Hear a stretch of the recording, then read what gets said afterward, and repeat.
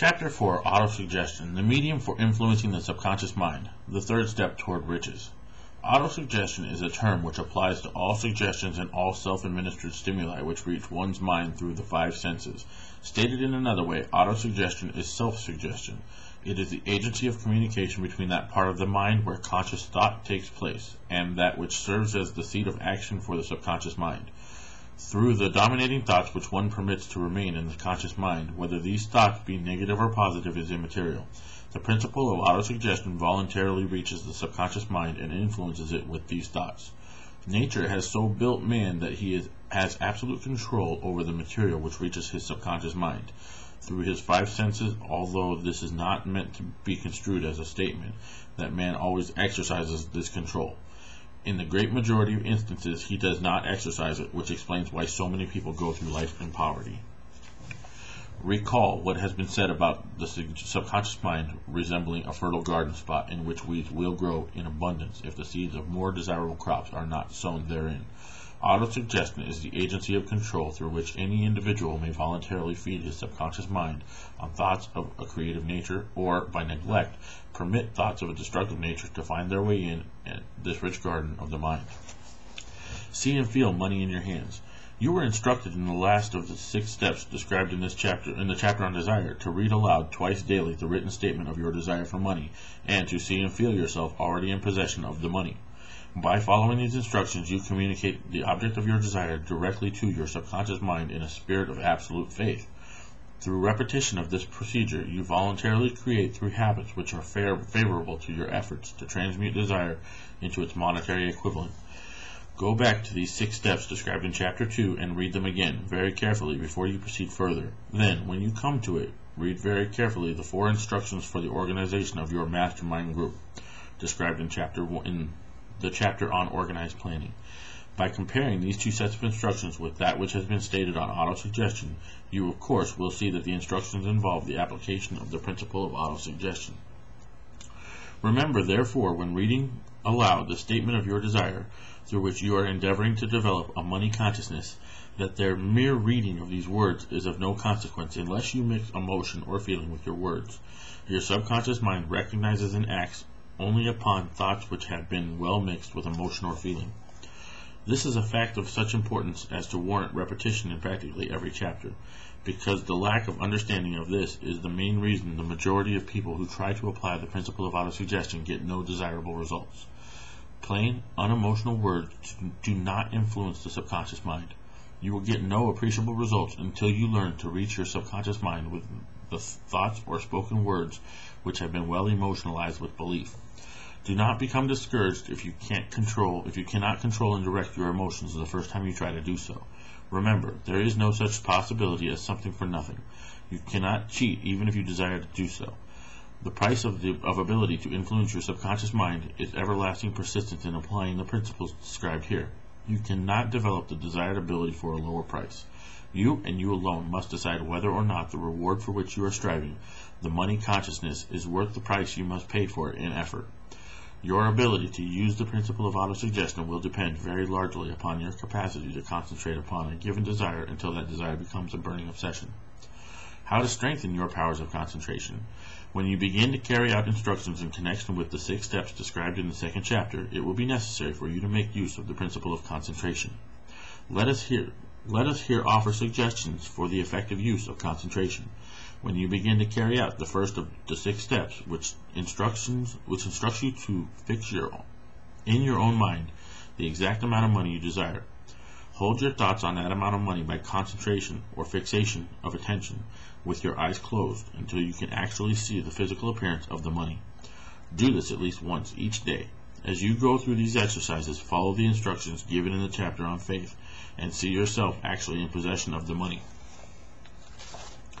Here is the most significant fact. The subconscious mind takes any orders given it in a spirit of absolute faith and acts upon those orders, although the orders often have to be presented over and over again through repetition before they are interpreted by the subconscious mind. Following the preceding statement, consider the possibility of playing a perfectly legitimate trick on your subconscious mind by making it believe, because you believe it, that you must have the amount of money that you are visualizing, that this money is already awaiting your claim, that the subconscious mind must hand over to you practical plans for acquiring the money which is yours. Hand over the thoughts suggested in the preceding paragraph to your imagination, and see what your imagination can or will do to create practical plans for the accumulation of money through transmutation of your desire. Do not wait for a definite plan through which you intend to exchange services or merchandise in return for the money you are visualizing, but begin at once to see yourself in possession of the money, demanding and expecting meanwhile that your subconscious mind will hand over the plan or plans you need. Be on the alert for these plans, and when they appear, put them into action immediately. When the plans appear, they will probably flash into your mind through the sixth sense in the form of an inspiration. Treat it with respect and act upon it as soon as you receive it.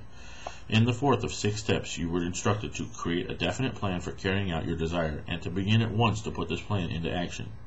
You should follow this instruction in the manner described in the preceding paragraph. Do not trust to your reason when creating your plan for accumulating money through the transmutation of desire. Your reasoning faculty may be lazy, and if you depend entirely upon it to serve you, it may disappoint you. When visualizing the money you intend to accumulate with your closed eyes, see yourself rendering the service or delivering the merchandise you intend to give in return for this money. This is important. 6 steps to stimulate your subconscious mind. The instructions given in connection with the 6 steps in the second chapter will now be summarized and blended with the principles covered by this chapter as follows. First, go into some quiet spot, preferably in bed at night, where you will not be disturbed or interrupted. Close your eyes and repeat aloud, so you may hear your own words, the written statement of the amount of money you intend to accumulate, the time limit for its accumulation, and a description of the service or merchandise you intend to give in return for this money. As you carry out these instructions, see yourself already in possession of the money. For example, suppose that you intend to accumulate $50,000 by the 1st of January 5 years hence, that you intend to give personal services in return for the money, in the capacity of a salesman. Your written statement of your purpose should be similar to the following. By the first day of January 19th, I will have in my possession $50,000. By the first day of January 1900 something, I will have in my possession $50,000, which will come to me in various amounts from time to time during the interim. In return for this money, I will give the most efficient service of which I am capable, rendering the fullest possible quantity and the best possible quality of service in the capacity of salesman of XYZ. Describe the services or merchandise you intend to sell. I believe that I will have this money in my possession. My faith is so strong that I can now see this money before my eyes. I can touch it with my hands. It is now awaiting transfer to me at the time, and in the proportion that I deliver the service. I intend to render it in return for it. I am awaiting a plan by which to accumulate this money, and I will follow that plan when it is received. Second, repeat this program night and morning until you can see in your imagination the money you intend to accumulate. Third, place a written copy of your statement where you can see it in night and morning, and read it just before retiring and upon arising until it has been memorized. Remember, as you carry out these instructions, that you are applying the principle of autosuggestion for the purpose of giving orders to your subconscious mind. Remember also that your subconscious mind will act only upon instructions which are emotionalized and handed over to it with feeling. Faith is the strongest and most productive of the emotions. Following the instructions given in the chapter on faith. These instructions may at first seem abstract. Do not let this disturb you. Following the instructions, no matter how abstract or impractical they may be at first, appear to be, the time will soon come, if you do as you have been instructed in the spirit as well as in the act, when a whole new universe of power will unfold to you. The secret of mental power. Skepticism in connection with all new ideas is characteristic of all human beings. But if you follow the instructions outlined, your skepticism will soon be replaced by belief, and this in turn will soon become crystallized into absolute faith. Many philosophers have made the statement that man is the master of his own earthly destiny, but most of them have failed to say why he is the master. The reason that man may be the master of his own earthly status, and especially his financial status, is thoroughly explained in this chapter. Man may become the master of himself and his environment because he has the power to influence his own subconscious mind. The actual performance of transmuting desire into money involves the use of autosuggestion as an agency by which one may reach and influence the subconscious mind.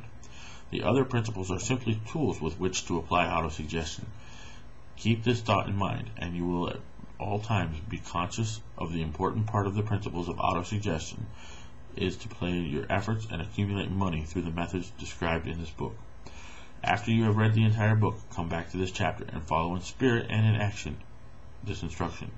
Read the entire chapter aloud once every night until you become thoroughly convinced that the principle of autosuggestion is sound, that it will accomplish for you all that has been claimed for it. As you read, underscore with a pencil every sentence which impresses you favorably, following the foregoing instructions to the letter, and it will open the way for a complete understanding and mastery of the principles of success.